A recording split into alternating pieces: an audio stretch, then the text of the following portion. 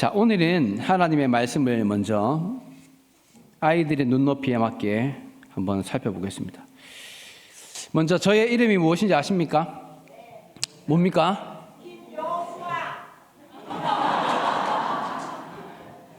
예습을 하고 오신 분이 있으신 것 같습니다. 예. 오늘만 저의 이름은 김여호수아입니다. 저분이 왜 저러시지 싶었죠. 오늘만 저의 이름은 김여호수아입니다. 오늘 하루만.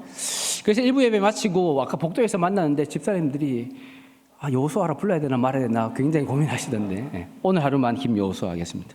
지금부터 여호수아가 여러분들에게 들려주는 이야기, 하나님의 말씀, 하나님의 위대한 일들에 관하여서 한번 들어보죠. 여러분, 모세를 아십니까? 모세가 태어날 때 있었던 일을 기억하시나요? 모세는 애굽 이집트에서 태어났습니다. 하나님께서 이스라엘을 이집트의 품속에 안으셔서 그곳에서 이스라엘들을 보호하고 계셨죠. 그래서 하나님께서 이스라엘에게 복 주시니까 이스라엘의 자손이 얼마나 번성하기 시작하는지 아기들을 많이 낳게 되었어요. 그래서 이스라엘의 백성의 숫자가 불어나기 시작하는 거죠. 그런데 이것이 두려웠던 사람이 있었습니다. 누구일까요? 이집트의 왕 파라오는 이 일들이 두렵고 싫었어요. 이스라엘 백성들의 숫자가 점점 불어나기 시작하니까 나중에는 이스라엘이 오히려 이집트보다 힘이 세지진 않을까? 지금은 우리 아래에서 노예 생활하고 있지만 언젠가는 힘을 키워서 우리와 싸워서 이기려고 하진 않을까? 언젠가는 도망치려고 하고 큰 반란을 일으키려고 하는 것은 아닐까? 두려워하면서 염려하고 싫어하기 시작했죠. 그래서 파라오가 했던 일이 무엇인가 하면 이스라엘 백성들의 여인들이 자녀를 낳거든 그 아이가 남자아이면 어떻게 해? 몰래 죽여버리라고 했습니다. 하지만 그 뜻대로 일이 되지 않자 이집트의 파라오가 다시 명령하기를 이스라엘 여인들이 아이를 낳고 나면 그 아이가 아들이거든 어떻게 해라고? 이제는 나일 강물에 던져버리라 이렇게 명했던 거죠. 바로 그때에 이 모세가 태어났던 겁니다. 바로 그 시절에 어린 아이가, 특별히 남자아이가 태어나기만 하면 나일 강물에 던져져야 하는 바로 그 시절에 이 모세가 태어났죠. 이제 아기 모세가 태어났습니다. 어떻게 될까요? 아기 모세의 운명이 어떻게 됩니까? 나일 강물에 던져졌을까요? 물이 새지 않는 갈대 상자를 만들어서 아이를 담아 물에 띄웠을 때에 하나님께서 이 아기가 누구를 만나게 했느냐? 바로 이집트 왕 파라오의 공주를 만나게 하셨던 거죠. 하나님께서 바로 이 아이를 통하여서 이제 위대한 일을 하기 시작하실 겁니다. 자, 모세를 통해서 하나님께서 이루셨던 위대한 일들 기억나는 것이 있습니까? 뭐가 있습니까? 우리 중증에서 있어요 했는데 어떤 일이 있었습니까? 여러 가지 일들이 있었습니다. 그 중에 하나님께서 하신 아주 위대한 일들이 무엇이냐? 바로 이스라엘 백성들이 이집트에서 나올 때 있었던 일이죠. 이스라엘 백성들이 이집트에서 나올 때에 홍해 앞에 도착했을 때에 그 뒤에는 이집트의 군사들이 쫓아오기 시작하는 겁니다. 사람들이 두려워하기 시작하고 마음이 조급해지기 시작하죠. 어떡해요? 저기 뒤에 이집트의 군사들이 전차를 타고 마차를 타고 창을 들고 칼을 들고 쫓아오고 있어요. 어서 빨리 도망칩시다. 하지만 도망칠 수가 없어요. 왜냐하면 앞에는 뭐가 있죠? 홍해 바다가 있는 거예요. 이러지도 못하고 저러지도 못하고 두려워하면서 안절부절 발을 동동 구르고 있을 바로 그때에 하나님께서 모세에게 말씀하시기를 모세야, 지팡이를 들고 있는 너의 손을 저 홍해 바다 위로 펼쳐라. 그러면 홍해가 갈라지고 마른 땅이 되어 건너가게 될 것이다. 하나님께서 말씀하신 대로 모세는 지팡이를 든 손을 들고 바다 위로 펼쳤습니다. 어떻게 되었습니까? 홍해 바다가 쫙 갈라지기 시작합니다.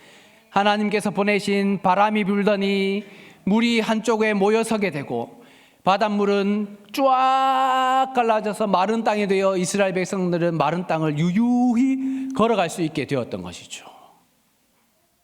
그렇죠. 이것이 바로 하나님께서 모세를 통하여서 이루셨던 아주 위대한 일이었습니다. 그런데 걱정이 생겼어요. 여호수아가 걱정이 생겼습니다. 무슨 걱정일까? 이제 그 모세가 더 이상 우리와 함께 하지 않는 거예요. 모세가 120살이 되었을 때에 하나님께서는 이제 그 모세를 데려가셨어요. 이제 더 이상 모세가 우리와 함께 하지 않습니다. 이제는 어떡하죠? 이제 우리에게 모세가 없는데, 모세와 같은 지도자가 없는데, 이제는 누가 우리를 앞서서 이 길을 인도할까요? 누가 해야 됩니까? 누가? 집사님이 하실랍니까? 권사님이 하실랍니까?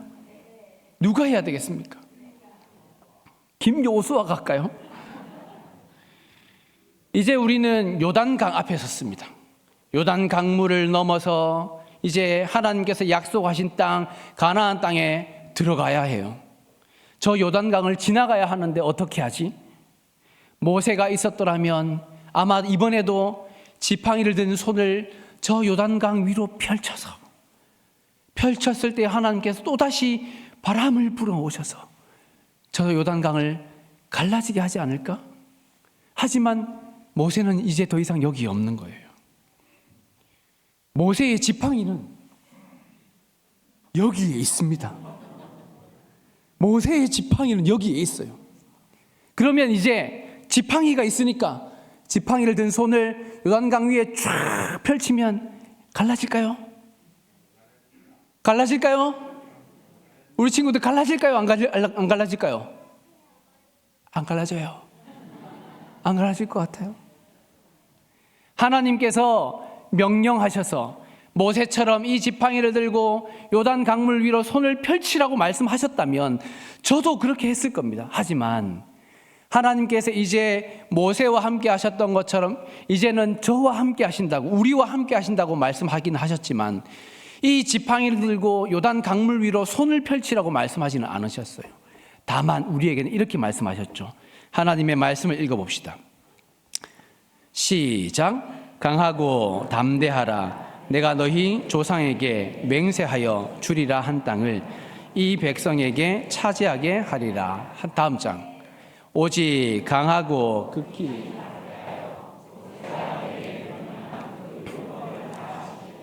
좌로나 우로나 치우치지 말라. 그리하면 형통하리니. 율법책을 그 율법을 다 지키고 좌로나 우로나 치우치지 말라고 했습니다. 율법책 여기 있습니다. 저에게는요 율법책이 있습니다. 하나님께서 모세를 통하여 우리에게 전해주신 율법의 책이 여기에 있어요. 제가 가진 율법책은 좀 큰데 여러분들도 가지고 있는 것 같은데 있습니까? 우리 친구들도 있습니까? 아니요. 우리 친구들도 이 율법책 하나님의 말씀 성경책이 있습니까? 네, 있습니다. 하나님께서 우리에게 말씀하시기를 이 율법책을 내 입에서 떠나지 말게 하여, 우리 같이 다음 말씀 읽어봅시다. 시작.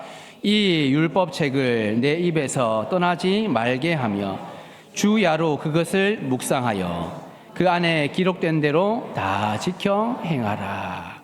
하나님께서 우리에게 말씀하시기를 이 율법책을 내 입에서 떠나지 말게 하며 그 안에 기록된 대로 다 지켜 행하라. 이렇게 우리에게 말씀하셨어요. 그리고 또 이렇게 말씀하시죠. 같이 읽어봅시다. 시작. 내가 명령한 것이 아니냐. 강하고 담대하라. 두려워하지 말며 놀라지 말라. 네가 어디로 가든지 내 하나님 여호와가 함께 하느니라. 아멘. 내가 명령한 것이 아니냐 이렇게 말씀하셨어요. 내가 명령한 것이 아니냐. 내가 너희에게 말하지 않았느냐. 내가 너희에게 명령하지 않았느냐. 우리 하나님은 말씀하신 것을 거짓말하시거나 속이거나 없었던 일로 하시는 법이 있어요, 없어요? 없습니다. 우리 하나님은 거짓말하지 않으신 분입니다. 그 하나님께서 말씀하시기를 내가 명령한 것이 아니냐, 내가 말씀하지 않았느냐, 그러므로 내가 너희와 함께 하겠다 이렇게 말씀하셨던 거죠. 여러분, 하나님께서 말씀하신 대로 그대로 이루신다는 사실을 믿으십니까? 우리 친구들, 하나님께서는 말씀하신 그대로 지키시고 이루신다는 사실을 믿습니까? 우리 친구들 목소리가 잘 안 들리는데. 우리 친구들, 하나님은 말씀하신 그대로 이루시는 줄 믿으십니까? 네. 우리 하나님께서는 내가 명령한 것이 아니냐, 말씀하신 대로 그대로 이루시는 분입니다. 그러므로 우리가 할 일은 하나님께서 우리에게 말씀하시는 것이 무엇인지를 자세히 듣고 이 율법책에 기록된 말씀이 무엇인지를 읽고 들으며, 그리고 그 외에도 날마다 살아계신 하나님께서 우리에게 지금도 말씀하고 계신 것이 무엇인지를 자세히 들어서 말씀하신 대로 따라 순종하는 겁니다. 하나님이 손을 들라 하면 어떻게 해야 될까요? 드는 겁니다. 손을 내리라 하시면 내리면 됩니다. 발을 구르라 하시면 구르면 됩니다. 소리 높여 외치라 하시면 외치는 겁니다. 이번에는 쉿, 아무 소리도 내지 말라 하시면 아무 소리도 내지 않는 겁니다.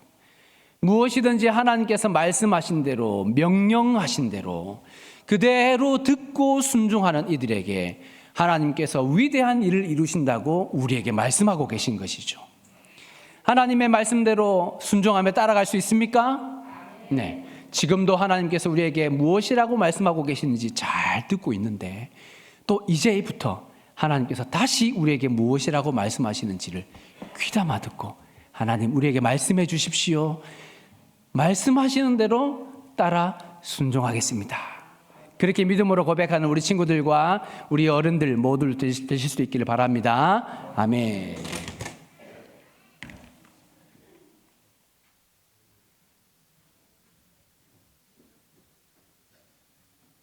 아쉽게도 저는 여호수아가 아닙니다. 네. 제 딸이 수아입니다. 수아 아빠입니다. 여호수아는 백성을 이끌고 요단을 넘었습니다. 그맘때 요단강 물결이 어떻게 흐르는지를 너무 잘 알고 있었던 여리고 사람들은 경악했습니다. 이것은 절대로 일어날 수 없는 일이 일어난 것이기 때문입니다. 그 물결을 건널 수 있는 사람은 존재하지 않았거든요. 충격과 공포에 질려서 패닉에 빠지고 말았습니다. 5장 1절은 이렇게 얘기합니다. 그들의 마음이 녹았고 정신을 잃어버렸다. 더군다나 이스라엘 사람 중에 누군가가 기묘한 방식으로 다리를 놓아서 넘어온 것이 아니라 그들의 신이 그 거친 물살을 끊어버리고 마른 땅으로 건너왔다는 사실 때문에 그들은 더욱더 놀랐던 것입니다. 완전히 사기가 꺾이고 포기해버리는 수준에 이르고 만 건데요. 그럴 것 같으면 두말할 필요도 없이 전쟁은 이미 이긴 거나 마찬가지 아니겠습니까? 그래서 절대로 이 타이밍을 놓쳐서는 안 됩니다. 일이라는 건 할 때가 있는 법이거든요. 그런데 하나님께서는 의외로 이스라엘 백성들을 주저앉히십니다. 아주 특이한 명령과 일을 행하도록 만드시죠. 첫 번째는 그들에게 할례를 행하라, 그렇게 말씀하십니다. 할례가 뭔지 아시죠? 예, 할례 말례가 아니고 할례. 할례는 뭐냐 하면 오늘날로 치자면 포경수술입니다. 오늘날까지 의학적으로 아주 깨끗한 상태에서 마취를 하고 하는 게 아니기 때문에 그 후유증이 훨씬 더 오래 갔어요. 최소한 남자들이 열흘 이상은 꼼짝도 못하는 그런 상태 속에 들어가 버린 겁니다. 시간이 흐릅니다. 열흘 정도 더 지나고 이제는 전쟁해야지 라고 생각했는데 하나님이 이렇게 말씀하십니다. 야, 6월절인데? 그래서 또다시 6월절 절기를 지킵니다. 6월절에 무교절까지 다 합치면 최소한 8일 이상의 시간이 또 흐릅니다. 그렇게 좋은 시간이, 기가 막힌 타이밍이 다 흘러가 버리는 것입니다. 여호수아에게는 너무도 부담스럽고 또 무거운 상황이 다가온 것입니다. 요단강을 처음 건넜을 때 그 기적을 체험해서 모두의 마음이 들뜨고 사기가 하늘을 찌르듯 할 때 그때 그냥 여리고로 몰고 들어갔어야 하는 건데 때를 놓친 것은 아닐까. 무거운 마음을 안고 여호수아는 홀로 여리고성을 정탐하러 나갑니다. 내가 장군인데 너무도 부담스러운 거예요. 여러분, 우리 이순신 장군이 한산대첩에서 한산도 야탄이라는 시를 쓰신 거 아시죠? 그죠? 수루에 홀로 앉아 긴 칼 옆에 차고 가슴 짓누르는 그 부담감을 그렇게 노래했는데 여호수아의 마음도 마찬가지였을 것입니다. 여리고성은 너무도 강력한 성이고 자신들의 힘으로는 부실 수 없는 성인데 이제 이스라엘 백성들의 마음도 쫙 가라앉아 버린 그런 상황 속에서 어떻게 해야 할까 걱정하며 그 성으로 나갔는데 한 사람이 거기에 이스라엘 쪽을 향해 칼을 빼들고 서 있는 모습을 발견하게 됩니다. 머리털이 쭈뼛 섭니다. 그에게서 뿜어져 나오는 기세가 여호수아를 주눅들게 할 만큼 특별한 사람이었습니다. 예사롭지 않은 일입니다. 그러나 내가 그래도 이스라엘의 장군인데 여기서 기가 죽으면 안 되지. 아랫배에 힘을 잔뜩 주고는 힘을 내어 그에게 묻습니다. 너는 우리 편이냐 저쪽 편이냐. 여러분, 이게 대체로 우리가 일하는 방식이죠. 너는 내 편이냐 저쪽 편이냐 편가르기를 하는 거죠. 자, 어쨌든 그 질문에 그 군대 장관은 이렇게 이야기합니다. 나는 여호와의 군대 장관일 뿐이다. 무슨 뜻인가요? 너 질문 잘못됐다 이런 뜻입니다. 나는 누구의 편도 아니다. 다만 하나님의 뜻대로 행하는 자일 뿐이다. 여러분, 우리 인간들은 편을 가르는 특성이 있습니다. 갈라놓고 내 편이면 아무것도 묻지도 따지지도 않습니다. 그래서 학연에 의해서, 지연에 의해서 또 아름아름 이런저런 패거리를 만들며 내 편이냐 아니냐를 중요하게 생각하지요. 여러분, 그렇게 하면서 결국은 다 같이 망해가는 것입니다. 왠 줄 아세요? 들어보세요. 여러분, 편을 지어놓고 그 편이 함께 거룩해지는 그런 무리를 본 적이 있습니까? 절대로 없습니다. 그런 편은 없습니다. 서로 덮어줘야 되거든요. 아, 쟤는 우리 편이니까 이런 거 덮어줘야지. 그러면 그런 악이 이제는 허용이 되는 겁니다. 아, 쟤가 그래도 우리 편인데 못 본 채 해야지. 그렇게 해야 그 편이 유지되는 것입니다. 깜냥이 안 돼도 쟤가 우리 편이니까 쟤를 밀어줘야지. 그러면서 진짜 실력 있고 능력 있는 사람을 도태시켜 버립니다. 지금 우리 한국 사회에 만연해 있는 패거리 문화, 편당의 문화가 바로 이런 것 아닙니까? 이게 나라를 다 망치고 있는 것입니다. 자, 물론 여호수아에게로 돌아오면 여호수아의 마음이 지금 얼마나 부담이 되고 또 두려운 상황이지 여러분 아시죠? 그러니 지금 저처럼 아주 강력한 기세를 띠고 있는 사람이 우리 편인지 아닌지가 여호수아에게는 너무도 중요했거든요. 그러나 여러분, 우리는 어떤 상황 가운데 처하더라도 편가름의 딜레마를 극복해낼 수 있는 준비를 해야 합니다. 천사의 답변을 한번 들어보십시오. 천사는 그에게 편가름이라는 게 아무런 의미가 없다는 사실을 들려줍니다. 여러분, 특별히 이 천사가 칼을 뽑아들고 여리고를 향해 가리키고 있는 것이 아니라 이스라엘 쪽을 향하여 서 있다는 사실에 주목해야 합니다. 이 천사의 임무는 1차적인 임무는 여리고를 때려 부시는 것이 아니라 이스라엘을 향해 칼을 들고 서는 것이라는 사실을 보여주고 있는 거죠. 하나님은 이 전쟁을 가름짓는 변수가 여리고가 얼마나 강하냐, 그들이 얼마나 뛰어나고 얼마나 잘 준비가 되어 있느냐, 여기에 있지 않고 이스라엘 너희들에게 있다는 사실을 이렇게 가르쳐 주는 거예요. 여러분, 여호수아는 그 말을 듣자마자 대번에 땅에 엎드려 머리를 숙이고 그에게 말합니다. 주님, 종에게 말씀하십시오.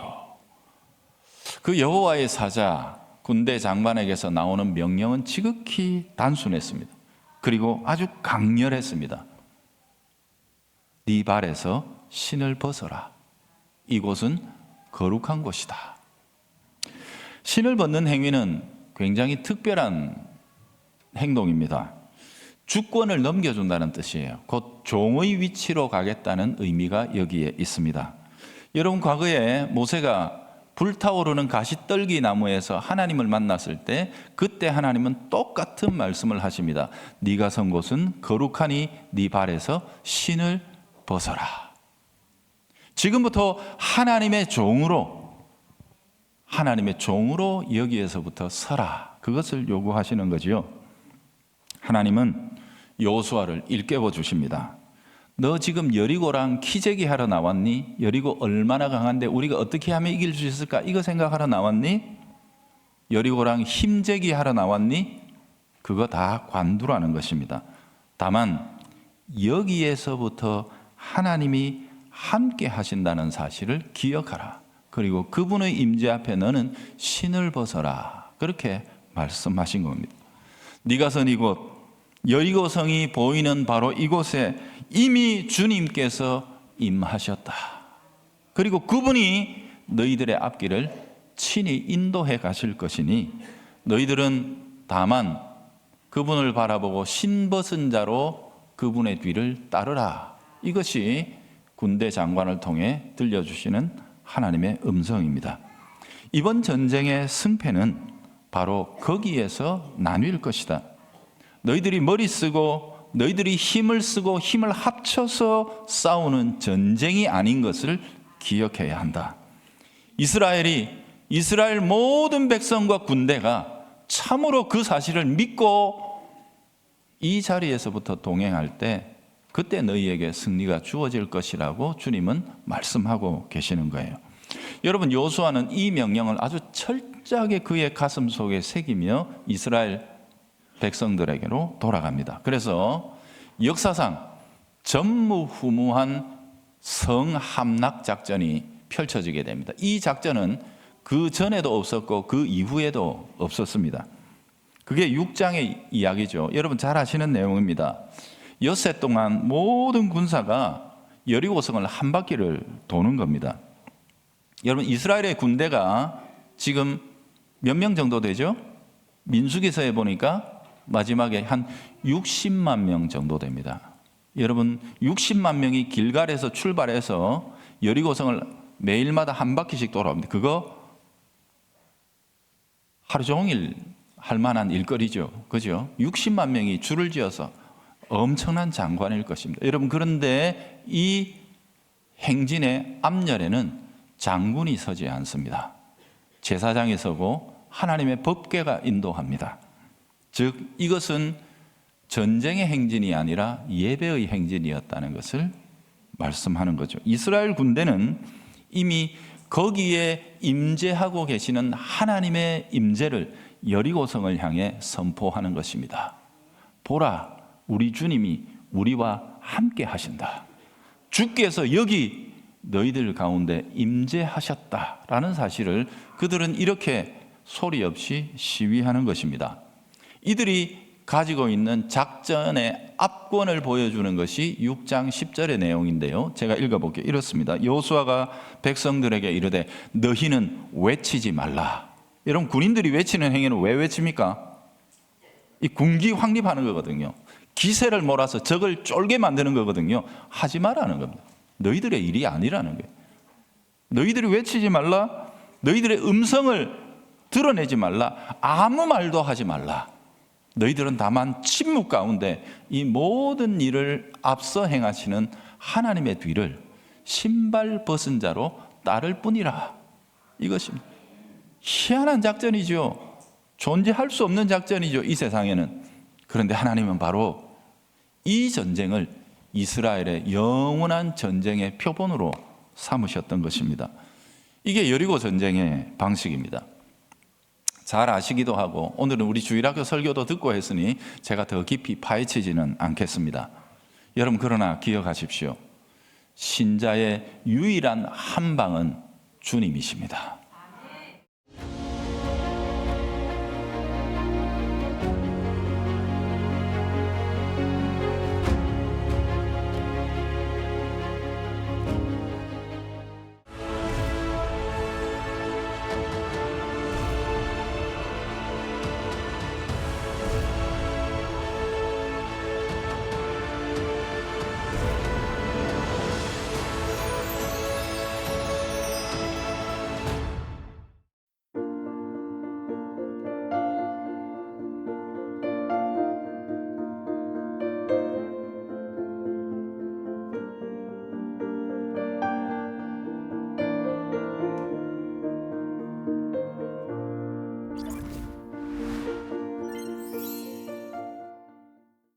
이 프로그램은 여러분의 미디어 선교 후원으로 제작되었습니다. 선교는 사명, 후원은 동역. 당신도 복음을 전할 수 있습니다. 선교 후원 02-6333-1003번